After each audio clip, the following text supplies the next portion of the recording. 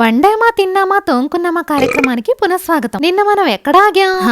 ముదిరిపోయిన బీరకాయలతో మంచి చట్నీ చేసి చూపిస్తానన్నాను కదా. పాన్ లో ధనియాలు వేగాక బీరకాయ ముక్కలతో పాటు బీరకాయ తొక్కలు, క్యారెట్, టమాటో, చింతపండు, చిల్లీస్ మగ్గపెట్టుకోవాలి. అవి మగ్గి చల్లారాక పల్లీలు, వెల్లుల్లి, జీలకర్ర వేసి పేస్ట్ చేసి పోపు పెట్టుకోవడమే. మరి మన ఫైబర్ రిచ్ చట్నీ అయితే రెడీ అయింది. మరి చట్నీలోకి పక్కన దోశలు ఉండాలి కదా, అందుకే పెసరట్టు పిండి కూడా రుబ్బేస్తున్నాను. ఈ పెసలు నానబెట్టేటప్పుడే పట్టడాన్ని శనగలు కూడా వేశాను ప్రోటీన్ కోసం. అన్ని వాడేశాను, కానీ ఈ తొక్కల్ని మాత్రం వదిలేస్తే మళ్ళీ అవి ఫీల్ అవుతాయి.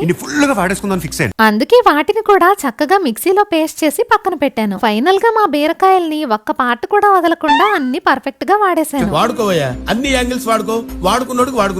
ఇంతకీ బీరకాయ తొక్కలతో చేసిన పేస్ట్ తో ఏం చేస్తాను అనుకుంటున్నారా? పొద్దున్నే పెసరట్లేసేటప్పుడు ఆ పేస్ట్ ని పిండిలో కలిపేసి వేసేసి చక్కగా అట్లేసుకుని లాగించేసాం. మరి నా వాడకం నచ్చితే ఒక లైక్ వేసుకుని సబ్స్క్రైబ్ చేసుకోండి.